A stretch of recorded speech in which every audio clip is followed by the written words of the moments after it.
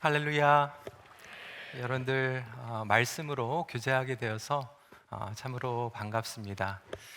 부족한 저를 초청해 주신 김은호 목사님께 감사를 드리고요. 오늘 파송식이 있는데 목사님께서 그거를 빼뜨리고 저를 소개를 하셔서 덕분에 제가 두 번이나 소개를 받게 되었습니다. 저는 영광이라고 생각을 하고 있습니다. 저는 한국에서 태어나서요, 중학교까지 졸업을 하고 고등학교 나이에 부모님과 함께 토론토 캐나다로 이민을 갔습니다. 그래서 흔히 그곳에서는 저와 같은 사람을 1.5세라고 이야기를 합니다. 1세도 아니고 2세도 아니고 좀 애매모호한 중간에 끼어 있는 그러한 세대라고 볼 수 있고요. 한국어를 잘하지 못하는 2살 때 이민 간 아내와 27년 전에 결혼을 하고 그리고 계속해서 지난 27년 동안 영어 목회를 중심으로 그렇게 사역을 했습니다. 제가 지금 담임으로 목회를 하고 있는 것은 토론토 큰빛교회. 저희 교회는 39년 전에 아마 어르신들이 아실 거예요. 찬송가의 대부, 또 어린이 동요로 알려 계시는 박재훈 목사님이 계십니다. 우리 박재훈 목사님은 동요로 많이 알려져 계시는데요. 산골짜기 다람쥐 엄마 이리 와, 시냇물은 졸졸졸졸 펄펄 눈이 옵니다. 높고 높은 하늘이라, 뭐 이런 너무나도 아름다운 곡들을 쓰셨고, 그리고 찬송가로는 지금까지 지내온 것, 어서 돌아오, 뭐 이런 너무나도 여러분들이 잘 알고 계시는 이 찬송가를 작곡하신 분이십니다. 그런데 목사님께서 캐나다에 워낙 교회가 없다 보니까 음악가였는데도 불구하고 교회를 개척을 했습니다. 한 100명 정도 그렇게 성도들이 모여서 찬양 중심으로, 그리고 예배 중심으로 그렇게 아름답게 교회가 성장을 하고 있었는데, 마침 한국에 CCC 간사로 계셨던 임현수 목사님께서 토론토에 유학을 오시게 되었어요. 그래서 우리 박재훈 목사님께서 임현수 목사님을 딱 만나고 나서 이분이 목회를 하면 제자 양육, 그리고 전도, 그리고 선교의 중심으로 교회가 잘 성장할 수 있겠다라고 생각을 하셔서 부목사로, 그리고 담임 목사로 세우시고, 우리 박재훈 목사님은 성가대 지휘자로 다시 교회를 아주 아름답게 1대 목사님, 2대 목사님이 그렇게 목회를 하셨습니다. 그리고 나서 우리 임현수 목사님께서 목회를 하시는 동안 25년 동안 교회가 폭발적으로 또 성장을 하게 되고, 캐나다 그리고 미국을 대표하는 한인교회로 그렇게 성장을 하게 되었습니다. 근데 우리 임현수 목사님께서 목회를 이렇게 너무나도 활발하게 하시다가 선교에 너무나도 강렬한 비전을 가지셔서 조기 은퇴를 선포를 하셨어요. 그래서 조기 은퇴를 선포하셨을 때 저희 교회에 있는 많은 분들이 걱정을 했습니다.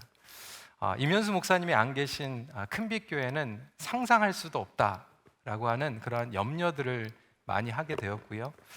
그때 이제 3대 담임 목사로 제가 청빙을 받게 되었는데, 아까도 말씀을 드렸지만 저는 20년 넘게 영어 목회만 했던 사람이에요. 그래서 영어 목회만 하다가 또 1세 목회, 한국어 목회를 하려고 하다 보니 문화적으로도 정서적으로도, 그리고 또 생각하는 것도 다를 것을 많은 분들이 아셨기 때문에 조금 염려를 하셨습니다. 근데 제가 이제 청빙을 받고 공동회의, 그리고 위임 투표까지 다 마무리한 후에 1년 동안 이렇게 좀 굉장히 좀 자연스럽게 연착을 하기 위해서 우리 임현수 목사님과 제가 반반씩 설교를 1년 동안 하면서 바톤을 받는 것으로 그렇게 결정이 되고, 1월 달이 시작이 되었어요. 근데 1월 달에 우리 임현수 목사님께서 북한에 2주 단기 선교를 가셨는데, 많은 분들이 아시고 또 이곳에서도 간증을 하신 걸로 알고 있는데, 그 2주가 2년 8개월이 되어버렸습니다. 억류가 되셨어요.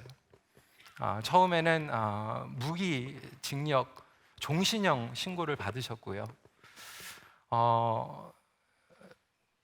목사님도 많이 힘드셨지만 저희 교회는 정말로 하늘이 무너지는 것 같은 느낌이었습니다. 저도 마찬가지였습니다.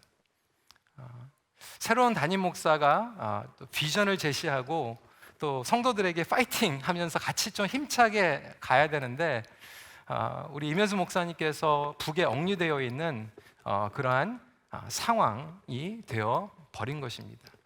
어떻게 해야 될지 모르는 상황들을 지나가면서 그 시간이야말로 교회가 기도밖에 할 수 없는 시간이었습니다.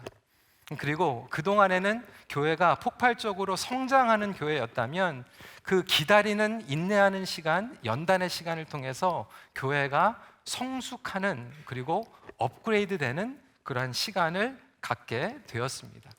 그리고 그 시간을 통해서 하나님께서는 은혜를 주셔서 교회가 더욱 영적으로 그리고 또 숫자적으로도 부흥하는 시간을 허락해 주셨습니다. 그래서 그때 많은 성도들이 간증을 갖게 되었습니다. 교회는 하나님께서 전적으로 움직이시는 교회다. 그리고 교회의 주인은 하나님이시다.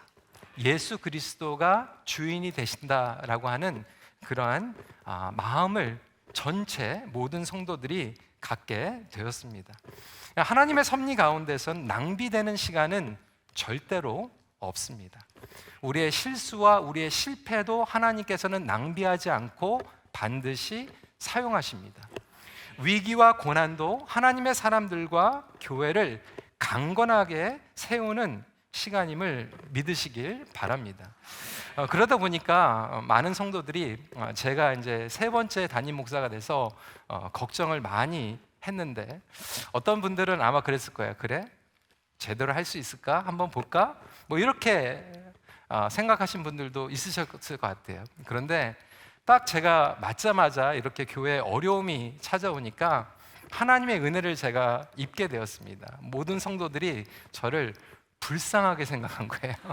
목사님 너무 불쌍하다. 그래서 전 교인이 하나가 되어서 저를 도와주고 그리고 하나가 되기 시작했습니다. 근데 영어 목회와 한국어 목회가 사실 목회는 다 쉽지 않습니다. 그리고 우리가 다 죄성을 가지고 있기 때문에 이기중심적이기 때문에 어려운 부분들이 다시 있는데 영어 목회를 하다가 한국어 목회를 하면서 저에게도 굉장히 많은 변화 그리고 적응을 하는 시간이 있었습니다. 대표적으로 몇 가지만 말씀을 드릴게요. 목회를 맡자마자 사역을 10년 동안 멈추지 않고 섬겼던 어느 집사님이 저에게 찾아오셨어요. 목사님, 제가 정말로 한 번도 한 주도 쉬지 않고 10년 동안 이 사역을 제가 담당을 했습니다. 그래서 이제는 좀 지쳐서 좀 쉬고 싶습니다. 그렇게 말씀을 하시는 거예요. 근데 우리 영어 목회는 영어권 친구들은 1년 하면 금방 지쳐서 3년을 쉬어야 됩니다. 그래서 1년 하고 3년 쉬고 1년 하고 뭐 이런 스타일인데 굉장히 미국 캐나다 스타일이죠. 되게 슬로우한 그러한 천천히 조금씩 하는 스타일이에요. 우리 영어권에 있는 친구들은 1년 하고 3년 쉬고 뭐 이러는데 이분이 10년 동안 한 번도 안 쉬고 그렇게 사역을 하셨다고 그러니까 마음이 너무 짠했어요. 그래서 집사님 그러시냐고. 당연히 쉬셔야죠. 그래서 제가 안수 기도를 해드리고 우리 집사님 잘 쉬게 해주세요. 하나님 축복합니다. 그리고 보내드렸어요. 그래서 저는 마음이 너무나도 뿌듯했어요. 너무 좋았어요. 근데 나중에 이제 제가 듣게 된 거죠. 이 집사님이 섭섭하셨던 거예요. 집사님 아니면 우리 교회가 무너집니다. 집사님 아니면 안 됩니다. 제가 3번 정도는 여쭤봤어야 되는데 그냥 한 번에 제가 그냥 쉬게 만들어 버렸어요. 성도들도 이제 저에게 적응을 하는 거죠. 근데 나중에는 이제 다 소문이 났어요. 그래서 노희성 목사한테는 함부로 쉰다고 얘기하면 안 된다. 그런 소문이 터졌습니다. 한 번은 우리 권사님이 신방을 요청을 하셨어요. 제가 전화를 했어요. 권사님, 제가 찾아가겠습니다. 권사님께서 저희 이민교회로서는 그래도 성도들이 많이 있으니까 권사님께서 성도들 많은데 담임 목사님 오시면 안 되죠. 그냥 부목사님 보내주세요. 그래서 알겠습니다. 그리고 부목사님 보내드렸어요.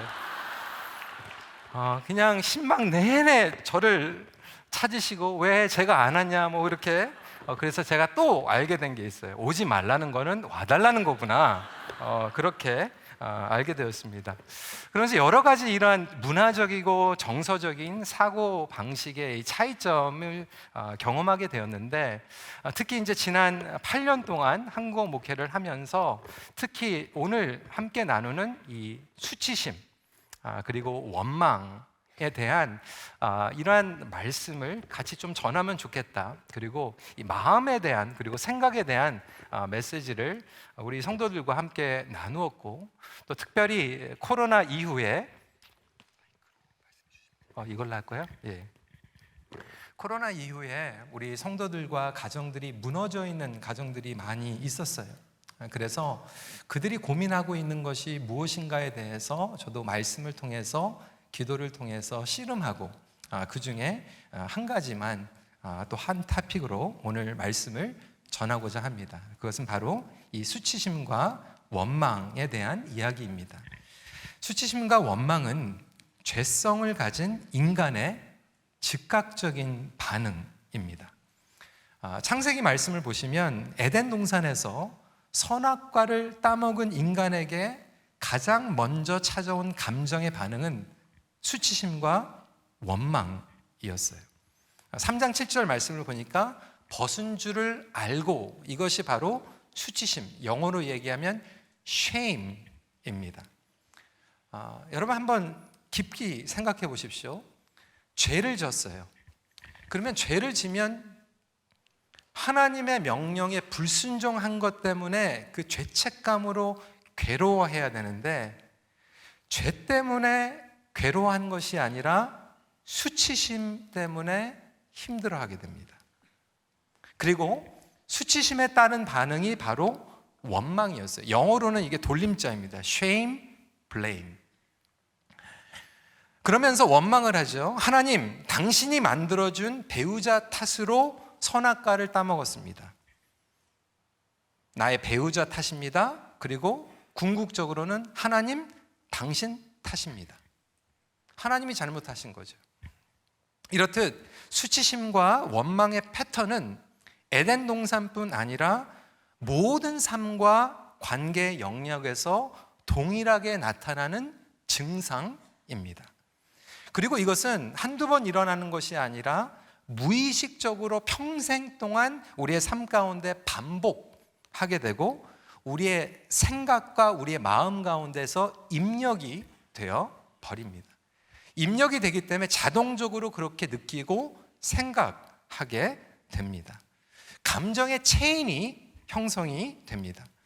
그러다 보니까 자연스럽게 여겨지고 살아가면서 우리의 관점과 관계의 모든 부분에 영향을 끼치게 됩니다. 분명한 것은 이 두 가지, 수치심과 원망을 해결하지 못하면 하나님과의 관계뿐만이 아니라 우리의 신앙의 관계 가운데에서도 큰 장애물이 됩니다. 그렇다면 이 수치심과 원망을 어떻게 극복할 수 있을까에 대한 이야기입니다.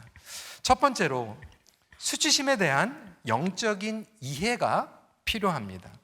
에베소서 5장 11절부터 12절은 이렇게 이야기합니다. 너희는 열매 없는 어둠의 일에 참여하지 말고 도리어 책망하라. 그들이 은밀히 행하는 것들은 말하기도 부끄러운 것들이라. 근데 많은 분들이 수치심 그리고 수치감을 정확하게 이해를 못합니다. 그리고 대부분은 죄책감과 수치감의 혼동이 일어납니다. 그러니까 죄책감과 수치감은 다른 거예요. 뭐가 다를까요? 죄책감은 행위, 행동에 초점이 맞춰져 있습니다. 그런데 수치감은 행동이 아니라 정체성 그리고 존재감에 초점을 맞추고 있습니다. 이거 굉장히 중요한 거예요. 그러니까 죄책감은 중요한 거죠. 죄를 졌을 때 죄책감을 갖는 것은 당연한 것입니다. 죄책감을 느끼지 못하면 인간이 아닌 거죠. 어딘가가 고장이 난 거죠. 그런데 이 죄책감은 행동과 행위에 초점을 두게 됩니다. 그런데 이 수치감은 정체성과 존재감에 초점을 둔다고 말씀드렸어요. 그러면 예를 들을게요. 나쁜 행동을 하면 죄책감을 갖는 게 정상적이에요. 그리고 나쁜 행동을 죄책감 때문에 뉘우치고 회개합니다. 그런데 수치감은 뭐냐면 나쁜 행동을 한 사람을 나쁜 사람으로 정죄하는 거예요. 여러분, 누구나 실패할 수 있습니다. 그런데 수치감은 그 실패한 것을 실패자라고 얘기하는 거예요. 구별이 되시겠죠? 그래서 많은 경우에 심지어는 가정 가운데에서 교회에서도 이 죄책감과 수치감을 구별하지 못해서 서로에게 상처를 줍니다. 실패를 했는데 실패자라고 얘기하는 거예요. 나쁜 짓을 했으면 그것을 회개하면 되는데 나쁜 사람이라고 얘기하는 것이죠. 그렇다고 죄책감이 다 좋은 것은 아니죠. 건강한 죄책감이 있고 건강하지 못한 죄책감이 있습니다. 건강한 죄책감은 오히려 회복으로 이끌어줍니다. 그런데 부정적인 강박적인 죄책감은 역기능적으로 파괴적으로 작용을 하게 됩니다. 그래서 결국 이 죄책감도 건강한 자아상을 가지고 있는 사람은 건강한 죄책감을 갖게 되고, 건강하지 못한 자아상을 가지고 있는 사람은 파괴적인 죄책감을 가지고 살아가게 됩니다. 그러니까 건강한 정체성을 가지고 있는 사람은 죄를 졌을 때 회개하고 하나님께 달려갈 수 있어요. 그런데 건강하지 못한 정체성을 가지고 있는 사람은 회개를 했는데도 하나님 앞에 나아가지 못하게 됩니다. 반면에 수치감은 항상 역기능적이에요. 때로는 양심에 화인을 맞아서 죄책감이 작동이 안 되는 경우도 있죠. 문화적으로 죄책감을 느끼지 않는 경우도 있습니다. 그런데 인간이 죄책감을 느끼지 못해도 수치감은 느낍니다. 아담과 여자가 선악과를 따먹은 후에 하나님 앞에서 죄책감은 없었는데 수치심은 느끼게 돼요. 실제적으로 있었던 이야기입니다. 미국에 제가 잘 아는 친구 교수님이 계세요. 신학교에서 교수로 있는 유명한 신학교에. 근데 그 신학교는 유명하다 보니까 아프리카에서 대표적인 목사님들이 와서 박사학위를 공부하는 학교예요. 근데 한 번은 이 아프리카 목사님이 박사 논문을 완전히 처음부터 끝까지 표절을 하다가 걸렸습니다. 교수님께서 이 목사님을 불러가지고 이거 표절하면 심각한 겁니다. 이건 이렇게 하면 안 됩니다. 얘기를 하니까 이 아프리카 목사님이 그렇게 얘기하는 거예요. 이 뭐가 잘못됐냐고. 우리나라에서는 다 베낀다는 거예요. 그래서 그거에 대해서 전혀 죄책감을 느끼지 않았고 사과를 하지 않는 거예요. 자기는 잘못한 게 없다는 거예요. 그래서 이 신학교의 교수님이 그렇게 나오니까 뭐라고 얘기했냐면, 그러면 알겠다고, 그 대신 당신을 파송한 교회의 성도들에게는 이거를 우리가 편지를 써서 알리겠습니다. 이렇게 얘기해요. 그때 무릎을 꿇고 죄송합니다. 그러니까 죄책감은 느끼지 않는데 수치감은 느끼게 됩니다. 여러분, 신문에 뉴스에도 보면요, 정말로 죄책감을 느끼지 않을 정도로 심각하고 무서운 죄를 진 사람들도요, 카메라를 들이대면 얼굴을 가리거나 수갑을 가리고 싶은 것이 인간의 죄성이에요. 근데 여러분, 이 수치심, 근데 한국 정서가 굉장히 수치심을 가지고 동기부여를 하는 문화 그리고 정서입니다. 요즘은 안 그럴 것 같아요. 그런데 여러분, 제가 이래봬도 1980년도에 중학교를 다녔던 사람이에요. 대한민국에서. 근데 그때만 해도요, 저희는 이제 남녀공학이었는데 굉장히 좀 스트레스를 받는 그런 일들이 있었어요. 학기말고사를 보면 담임 선생님께서 저희 반의 1등부터 꼴등까지 성적대로 이름을 써가지고 복도 벽에다가 붙여버렸어요. 그러면 1등은 굉장히 자랑스럽겠지만 중간이나 꼴등을 한 친구들은 정말로 이게 수치심을 느끼게 됩니다. 그러면서 이제 2층에 있는 이제 여자 학생들이 이제 가끔 내려와가지고 그거 이름 보면서 킥킥킥 웃고 막 이렇게 가면 정말로 이제 점수가 안 나온 친구들은 그 수치심을 만회하기 위해서도 이를 꽉 물고 밤을 새서 코피가 터지더라도 공부를 열심히 하겠지라고 하는, 그것을 통해서 동기부여를 하는 시절이 있었어요. 근데 제가 수년 전에 평양에 갔어요. 우리 이면수 목사님과 평양에서 저희 영어권 친구들이 영어 선생님들을 가르쳤어요. 그래서 평양에 제1고등학교를 가게 됐는데, 제1고등학교는 어떤 학교냐면 문자 그대로 전국에서 제일 공부 잘하는 1등들만 모아가지고 공부를 시키는 학교가 평양 제1고등학교예요. 근데 제가 거기 가서 희한한 거를 봤는데요, 복도를 지나가는데 1등부터 꼴등까지 이름이 써 있는 거예요. 그러니까 남한이나 북한이나 똑같더라고요. 제가 어렸을 때는 시장에 가면요, 정말 어린아이가, 남자아이가 빨개 벗겨가지고 여기 위에다가 키를 쓰고 소금을 받으러 다녔어요. 여러분들 청년들은 모르겠지만 어른들은 아실 거예요. 그게 왜 그럴까요? 그 밤에 실례를 한 거예요. 그래서 오줌을 쌌기 때문에 그것을 고치기 위해서는 시장 바닥에다 빨개 벗어가지고 내보내가지고 그 수치심을 통해서 내가 다시는 밤에 실례를 안 하리라 라고 정말 각오했을까요? 3살짜리가? 4살짜리가? 그거는 모르지만 창피한 것을 통해서 느꼈던 거죠. 때로는 우리가 자녀 양육도 그렇게 합니다. 여전히 부모님들이 너는 왜 형처럼 못해? 너는 왜 누나처럼 못해? 심지어는 어머니들이 우리 자녀들을 낳고 내가 너를 낳고 미역국을 먹었다니. 교회를 다니면서도 우리가 그렇게 수치심을 둘 때가 있었습니다. 교회에서도요, 오륜교회는 건강한 교회로 알고 있습니다. 그런데 아직도 예전에 많은 교회들이 이 수치심을 주면서 신앙생활에 동기부여를 했어요. 출석표, 눈도장 찍기 위해서 신앙생활을 했어요. 열심히 하지 못하면 창피를 줬어요. 수치심을 느끼게 됐어요. 그래서 얼굴 체면 때문에 신앙생활을 하셨던 분들은 코로나 팬데믹 가운데 와르르 무너져 버렸습니다. 출석 체크 안 하죠? 눈도장 안 찍어도 되죠? 그래서 수치심 때문에 남의 눈에 보이기 위해서 했던 사람들은 영적으로, 관계적으로 무너지고 말았던 것이죠. 여러분, 하나님께서 우리에게 죄를 회개하라고 말씀하십니다. 그것은 수치심 때문이 아니에요. 그것이 우리를 아프게 하기 때문에, 그리고 하나님과 멀어지게 하기 때문에 그렇습니다.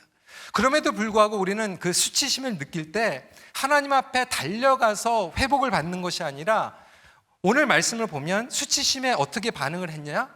인간은 자기가 스스로 그것을 커버해버립니다. 그것을 자기가 덮으려고 노력을 합니다. 가장 본능적이고 즉각적인 반응입니다. 3장 7절 말씀입니다. 이에 그들의 눈이 밝아져 자기들이 벗은 줄을 알고 무화과 나무 잎을 엮어 치마로 삼았더라. 아니, 무화과 나무 잎으로 뭘 가리겠어요? 뭐가 숨길 데가 있겠어요? 그런데도 불구하고 인간은 수치심을 느끼면 하나님께 달려가는 게 아니라 자기가 하나님 앞에서 숨어버리고, 서로에게 숨어버리고 그것을 덮으려고 합니다. 그러니까 무화과 나무로 우리를 덮는 위선적인 모습, 저와 여러분들에게도 동일하게 일어납니다. 어떤 사람들은 거짓 위선으로 자기를 덮어요. 거짓말, 현실을 왜곡하는 것으로 덮습니다. 많은 사람들이 교만한 척 하는데, 교만한 것은 왜 그러냐면 동전의 양면이에요. 낮은 자존감 때문에 교만한 척 하는 거예요. 내가 너무나도 공허하기 때문에 있는 것처럼 과시할 때가 많이 있고요. 어떤 사람들은 완벽주의를 통해서 자기의 무화과 나무 잎을 만들어 버립니다. 어떤 사람들은 바쁘지 않은데 바쁜 척해요. 분주함을 통해서 일을 하지 않아도 되는데 일을 하는 척하면서 무화과 나무 잎을 만드는 경우도 있어요. 저도 마찬가지입니다. 제 아내가 이제 학교에서 가르치고 있는데요. 한 번은 제 아내 이제 신학교 교수로 있습니다. 근데 교수들 이제 크리스마스 뱅쿠엣, 연애 모임에 이제 배우자들도 초청을 받아가지고 갔는데, 저는 이제 목회 때문에 바쁘지만 그래도 제 아내가 혼자 가는 게 조금 그래서 따라갔어요. 근데 따라가니까요 굉장히 뻘쭘하더라고요. 아내는 거기 뭐 또 동료 교수들하고 뭐 얘기도 하고 학장하고 총장하고 뭐 얘기도 하는데, 저는 막 그냥 이게 혼자 굉장히 좀 애매모호한 거예요. 아는 사람도 없고. 제가 뭐를 했겠어요? 괜히 바쁜 척 했어요. 스마트폰 보면서 막 답장 안 하던 것도 답장하고 막 카톡도 막 2번, 3번 막 체크하고 그러면서 확인을 안 해도 되고 그때 일을 안 해도 되는 일을 바쁜 척 하면서 나의 입장에서 무화과 나무 잎을 만들어버린 거죠. 예전에 그런 영화를 봤거든요. 마피아 영화에서 마피아들이 막 총으로 사람 죽이고 와가지고 교회 와가지고 기도하는 척해요. 그게 무화과 나무 잎으로 가리는 것이죠. 종교적인 잎으로 만들어서 가리우기도 하고요. 그리고 정말로 우리의 거치장으로 통해서 나를 덮으려고 할 때가 있습니다. 하지만 성도 여러분, 분명한 것은 우리가 만든 무화과 나무 잎은 절대로 우리를 덮을 수가 없습니다. 그리고 우리를 자유와 회복으로 인도할 수 없습니다. 벤자민 프랭클린은 이렇게 얘기했어요. 죄는 금지되었기 때문에 아픈 것이 아니라 아프기 때문에 금지된 것이다. 그래서 여러분 삶 가운데에서 정말로 하나님 앞에 그리고 누구에게 수치감으로 괴로워하고 계시는 분들이 있다면 오히려 그것을 가지고 하나님 앞에 달려갈 수 있는 저와 여러분들이 되시길 주님의 이름으로 축원합니다. 여러분이 덮는다고 해결이 되는 게 아니에요. 하나님께서 덮으실 때만 온전한 회복과 그리고 또 치유가 있다라고 하는 것을 우리는 인정해야만 합니다. 죄책감으로 인하여 물론 미안한 마음, 사과하는 마음이 생길 수 있겠죠. 하지만 수치심은 미안한 마음보다는 자신을 형편없는 사람으로 여기게 됩니다. 나 같은 사람이 왜 교회를 나가? 나 같은 사람은 세례받을 수 없어. 나 같은 사람은 사역할 수 없어 라고 수치감을 통해서 사단은 여전히 우리를 마비시킵니다. 그래서 그 수치심 때문에 많은 사람들이 중독에 빠지고요, 우울증에 힘들어하고 자신을 학대하게 되고 나르시즘을 가게 되는 파괴적인 영향을 끼치게 됩니다. 그뿐만이 아니라 하나님과의 친밀한 교제를 파괴하고 사랑하는 사람들과 교회 공동체를 파괴할 수 있는, 그리고 무엇보다도 우리 자신을 파괴할 수 있는 굉장히 악적인 요소라고 하는 것을 기억하시길 바랍니다. 그러면 수치심뿐만이 아니라 두 번째로는 원망에 대한 영적인 이해가 필요합니다. 3장 12절입니다. 아담이 이르되 하나님이 주셔서 나와 함께 있게 하신 여자, 그가 그 나무 열매를 내게 주므로 내가 먹었나이다. 여러분, 수치심과 항상 맞물려 가는 것은 원망이라고 말씀드렸어요. 우리는 원망을 합니다. 자동적으로 원망합니다. 많은 분들이요, 신앙생활 하면서 하나님을 원망해요. 하나님 어떻게 저한테 이럴 수가 있어요? 우리 부모님들 아마 이제 입시 때문에 자녀들 새벽에 나와서 기도하시고 저녁에 나와서 기도하고, 자녀가 좋은 대학 가면 하나님의 은혜를 찬양하지만 떨어지면 하나님 어떻게 우리한테 이럴 수가 있어요? 이렇게 원망할 수 있죠. 제가 영어권에 있다 보니까 영어권에 있는 한 성도가 저에게 와가지고 계속해서 자라왔을 때 부모에 대한 상처가 너무 많은 거예요. 그래서 계속해서 부모에 대한 원망을 얘기를 하더라고요. 그 영어권 성도가 몇 살인지 아세요? 60이 넘었어요. 근데 60이 넘었는데도, 그리고 아들, 딸이 시집장가를 갔는데도 불구하고 아직도 자기 아버지에 대한 원망이 있는 거예요. 여러분, 물론 우리가 상처를 받습니다. 그런데 예수 믿은 지 60년을 신앙생활을 했는데도 불구하고 아직도 누군가를 원망하는데 회복받지 못하고 살아간다면 그것만큼 불쌍한 게 어디겠습니까? 여전히 우리는 배우자를 원망합니다. 내가 이 사람을 만나가지고 결혼해가지고. 캐나다에서는 원망하시는 분 많아요. 내가 남편 말을 들어가지고 캐나다로 이민 와가지고 생고생한다. 그때 그 말을 듣지 말았어야 되는데, 그때 서울에 있는 아파트 팔면 안 됐었는데, 괜히 그때 우리 집사람이 아파트 팔자고 그래가지고 팔고 와가지고 아직도 이민 온 지 40년이 넘었는데 원망해요. 그때 그 결정을 원망합니다. 학생들이 시험 점수가 안 나오면 선생님들을 원망해요. 우리 선생님이 잘 못 가르쳤다는 거예요. 선생님이 좋은 경우에는 시험 문제를 원망하죠. 한 번은 교회에, 제가 미국에 있을 때입니다. 교회를 열심히 섬기던 남자 집사님이 외도를 하게 됐어요. 근데 여자 집사님이 와가지고 이렇게 얘기하는 거예요. 우리 남편이 원래 안 그런 남편인데, 착한 남편인데 교회에서 너무 일을 많이 시켜가지고 스트레스 받아가지고 외도했다고. 이게 교회 잘못이라고. 정치적으로, 문화적으로, 정서적으로 우리는 다른 관점을 가지고 있는 사람들을 원망해 버리잖아요. 인간의 죄성입니다. 저는 어렸을 때 그거를 경험했어요. 제가 어렸을 때 막 뛰어다니다가 조심하지 못해가지고 여기 테이블이 있는데 테이블을 여기 구석에다가 제 머리를 꽝 쪘어요. 너무 아프니까 막 울었어요. 근데 저희 어머니가 오셔가지고 이 나쁜 테이블 딱 이러시는 거예요. 근데 그 순간 너무 힐링이 되는 거예요. 그렇지, 이게 잘못된 거지. 제가 잘못했거든요. 그런데 이거를 원망하는 순간 내가 그냥 기분이 괜찮아지는 것 같은 느낌을 갖게 됩니다. 여러분 마음 가운데에서 원망하고 있는 대상이 있습니까?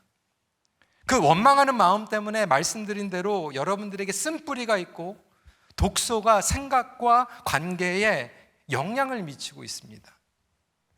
언제 있었던 일입니까? 어떤 권사님은 예전에 있었던 교회 장로님한테 상처받았어요. 계속 얘기를 하시는 거예요. 그래서 권사님께 여쭤봤어요. 권사님, 그게 언제적 얘기예요? 30년 전에 얘기라는 거예요. 왜 여전히 여러분들이 그 원망 가운데에서 지배를 받고 있습니까? 분명한 것은 원망으로 인하여서 그 다음 단계로 업그레이드 되지 못하고 있다는 거예요. 우리는 제자리 걸음을 하고 있어요. 포로가 되어 있어요. 노예가 되어 있어요. 감옥에 갇혀져 있어요. 그래서 이 원망은 신앙의 성장과 돌파의 가장 큰 장애물입니다. 궁극적으로 우리가 왜 원망을 하게 되냐면 하나님의 주권과 다스림과 은혜와 섭리를 믿지 못하기 때문인 거예요. 우리가 하나님을 믿습니다. 하나님 최선의 방법으로 인도하실 것을 믿습니다라고 아멘은 하지만 여전히 우리가 상황과 사람과 사건을 원망하는 것은 그 사건이 하나님보다 더 크다라고 생각하고 있고 그 상황이, 그 사람이 나의 삶을 아직도 통제하고 있다라고 생각하는 거예요. 하나님 위에 있다라고 생각하는 거예요. 그래서 피해 의식 가운데에서 헤어나오지 못하게 됩니다.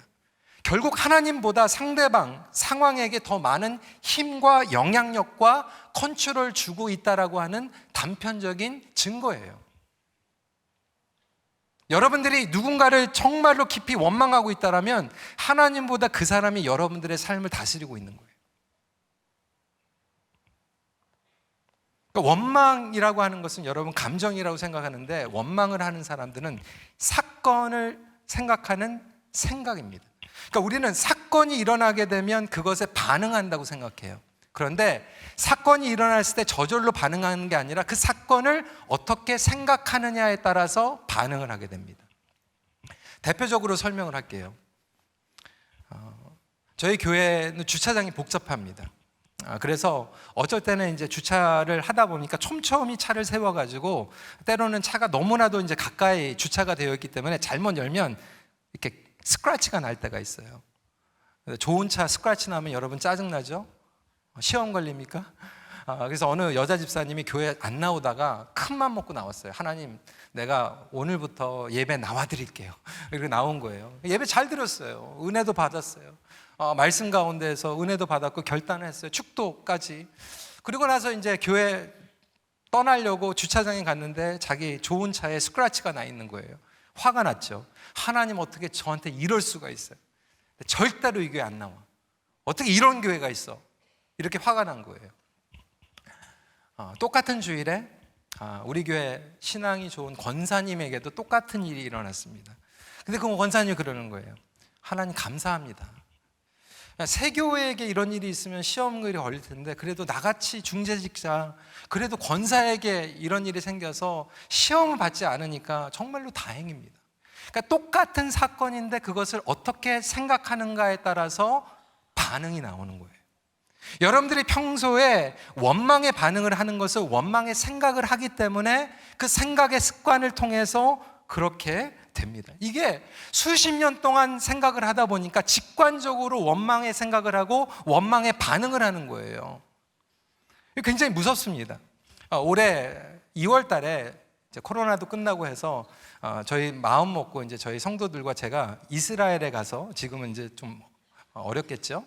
가가지고 성지순례를 했어요. 개인적으로 저는 너무나도 그 베드로 회복교회가 좋았어요. 베드로 교회 회복교회가 왜 좋았냐면 베드로가 여러분들 아시는 것 같이 예수님을 3번이나 부인했습니다. 저주하고 부인했어요. 근데 예수님께서 부활하셔서 베드로를 찾아가시고 회복시켜 주셨어요. 요한의 아들 시몬아, 내가 나를 사랑하느냐? 주님 앞에 회복되었을 때 주님께서 뭐라고 그러셨죠? 내 양을 먹이라, 내 양을 치라. 그래서 저는 그 회복교회 앞에서 무릎 꿇고 막 기도했어요. 하나님, 저도 주님께서 저에게 허락해 주신 양들을 잘 섬기길 원합니다. 막 눈물의 기도를 했어요. 그리고 나서 이제 마치고 나서 버스를 타고 이제 우리 교회 성도들이 이동을 하고 있는데 들판에 가는데 이 양떼들이 보이는 거예요. 얼마나 은혜롭습니까? 그 양떼들을 보면서 그렇습니다, 주님. 돌아가서 우리 교회에 허락해 주신 양떼들 제가 잘 섬기겠습니다. 제가 말씀으로 먹이겠습니다. 뭐 이렇게 막 기도하고 가고 있는데 바로 제 뒤에 있었던 권사님이 그 얘기하는 거예요. 저거 양갈비 잡아먹으면 진짜 맛있겠다. 그러니까 똑같은 걸 봐도 다른 생각이 나는 거예요. 그렇죠? 왜 먹는 거가 생각나는지. 우리나라는 그게 좀 굉장히 강한 것 같아요. 그렇죠? 제가 여러분 한번 물어볼까요? 원숭이 엉덩이는 빨가면? 그러니까요. 왜 사과가 나와요? 왜 원숭이 엉덩이하고 왜 사과가 무슨 상관이 있어요? 근데 우리는 생각이 그런 거예요. 전국에 비가 옵니다. 미국에서는 절대로 생각 못하는 일이거든요. 근데 우리는 전국에 비가 옵니다. 그게 생각에 이해가 가거든요. 우리는 점심 먹으면서 저녁에 뭐 먹을까 생각하잖아요. 일주일 동안 금식하면서 금식 끝나면 뭐 먹을까 생각하잖아요. 그렇죠? 도서관 가가지고 저녁에 뭐 먹을까 우리는 생각하잖아요. 그러니까 생각하는 것 자체가 먹는 것, 그건 예지만 원망, 수치, 그리고 다른 사람들을 생각하는, 그러니까 하나님에 대한 것도 원망인 거예요. 하나님을 많은 사람들이 어떻게 생각하고 있냐면 하나님은 좋으신 분이지만 내가 잘못하면 벌 주시는 하나님. 하나님, 주님을 사랑합니다, 제가 헌신하기 원합니다, 그러면 아프리카로 가라 이렇게 말씀하시는 하나님. 여자친구랑 교회 오면 헤어지거라 뭐 이렇게 말씀하시는 하나님. 그래서 청년들이 제가 상담을 하면 막 무서워하는 거예요. 청년들이 와가지고 그런 생각하는 거예요. 목사님, 제가 만약에 평생 살아가다가 하나님의 뜻을 모르고 나의 젊음을 다 허비해버리고 나중에 죽을 때 돼서 세상을 떠날 때가 돼서 하나님의 뜻이 다 완전히 다른 것임을 알았을 때 너무 불안해요. 그렇게 살고 싶지 않아요 라고 얘기하는 거예요. 제가 그 청년들에게 얘기합니다. 걱정하지 말라고. 우리 하나님은 당신을 사랑하시고 당신의 인생을 낭비하기 원하시는 분이 절대로 아니다. 우리 하나님이 왜 그런 분입니까? 막 꼭꼭 숨겨놨다가 알아맞혀봐라 뭐 그러다가 막 50년 60년 동안 몰라. 그래서 나중에 몰랐다가 숨바꼭질 하다가 나중에 인생을 딱 지날 때 이거였는데 몰랐지롱 뭐 이러시는 하나님이 아니거든요. 여러분들이 그냥 마음 가운데에서 하나님, 내가 하나님의 뜻을 알기 원합니다, 하나님을 위해서 살아가기 원합니다, 그러면 하나님께서는 그때 하나님께서 주신 비전과 뜻을 보여주시는 하나님인 줄 믿으시기 바랍니다. 근데 왜 그렇게 생각할까? 여러분들의 생각이 그렇게 이미 직관적으로 오해하고 있는 거예요. 그러다 보니까 원망도 마찬가지고 하나님을 원망하고 나의 부모를 원망하고 나의 자식을 원망하고 나의 직장을 원망하고 교회를 원망하고 모든 것들을 원망하면서 살아가게 되는 것이죠. 여러분, 요셉은요 애굽으로 팔려갔지만 형들을 원망하지 않습니다. 하나님의 뜻이었습니다라고 고백합니다. 여러분, 실패, 실수 누구 원망하지 마세요. 그 원망해가지고 해결이 됩니까? 오히려 하나님, 이 실수와 실패를 통해서 하나님의 섭리를 알게 하여 주시옵소서 이렇게 고백할 수 있는 저와 여러분들 되시길 주님의 이름으로 축원합니다. 그래서 저희 이면수 목사님께서 억류되셨을 때 처음에 반응은요 가지각색이었어요. 성도들의 반응이 다 달라지더라고요. 우리 가가지고 뭐 데모해야 된다, 깃발 가지고 가가지고 캐나다 정부에 가가지고 항의해야 된다, 뭐 가지각색 사람들이 많이 있었어요. 그런데 그 시간에요 하나님께서 우리에게 주신 마음이 무엇일까요? 하나님을 믿어라, 그리고 기도해라. 기도할 때 하나가 되더라고요. 기도할 때 여러분, 기도하는 게 기복적으로 기도하는 게 아니에요. 기도를 하면 어떤 일이 일어나게 되냐면 우리의 생각이 하나님의 생각으로 고정시켜지는 놀라운 역사가 일어나게 됩니다. 그래서 나의 생각의 관점이 하나님의 관점으로 바뀌는 것이 가장 능력 있고 성숙한 기도인 줄 믿으시길 바랍니다. 그래서 이 수치심과 원망도 결국 나의 생각과 마음을 가지고 하나님 앞에 가지고 나가는 거예요. 시간이 많이 지나갔기 때문에 이제 좀 결론을 내려야 될 것 같아요. 세 번째 포인트입니다. 십자가에서 인간의 수치심과 원망이 해결되었습니다. 이것이 복음인 줄 믿으시기 바랍니다.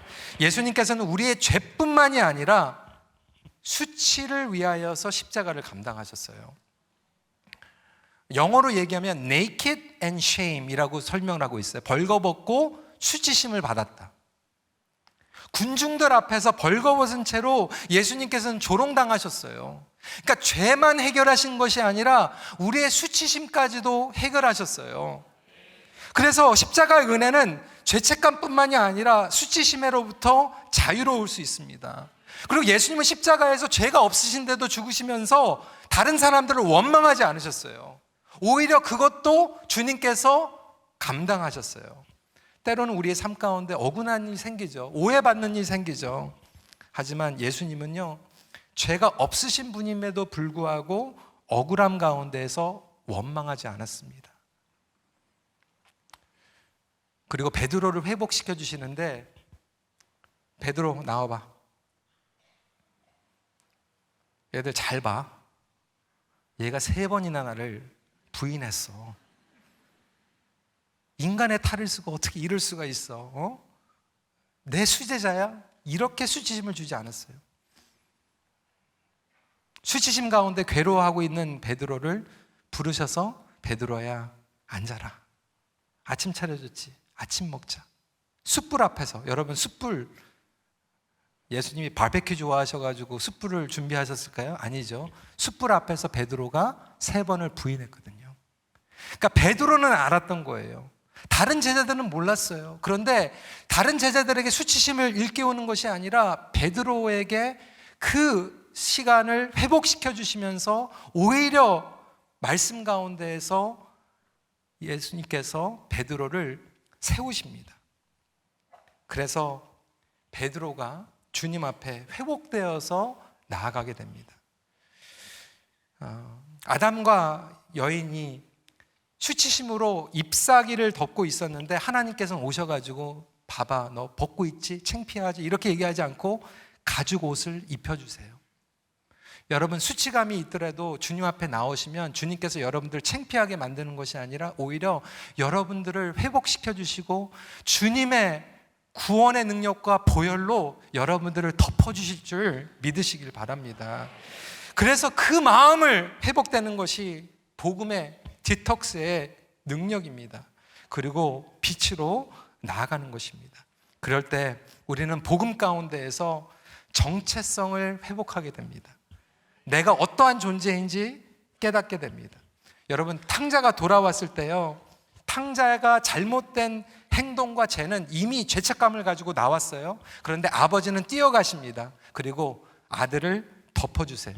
네가 죄를 졌지만, 네가 잘못했지만 너는 여전히 나의 아들이야.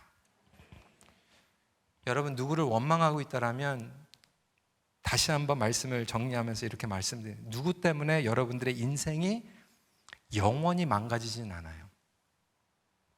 물론 넘어질 때가 있어요. 그 사람 때문에, 그 사람이 잘못했기 때문에 넘어질 수는 있지만 영원히 망하진 않습니다. 왜? 여러분들은 하나님의 자녀이기 때문에. 여러분들은 하나님께서 주권적으로 불러주시고 동행하시기 때문에 누가 망가뜨려도 치유해 주시고 회복시켜 주시는 놀라운 하나님의 능력을 믿으시길 바랍니다. 그래서 인생의 역전, 반전이 그분의 주권과 구원 가운데 이루어진다고 하는 것을 믿으시고 더 이상 사단의 거짓말 때문에 수치감과 원망에 쌓여서 포로가 되는 것이 아니라 자유를 누릴 수 있는 귀한 성도님들이 되시길 주님의 이름으로 축원합니다. 말씀을 마칩니다. 십자가의 능력으로 수치심과 원망의 습관을 끊어 버리십시오. 같이 기도하겠습니다.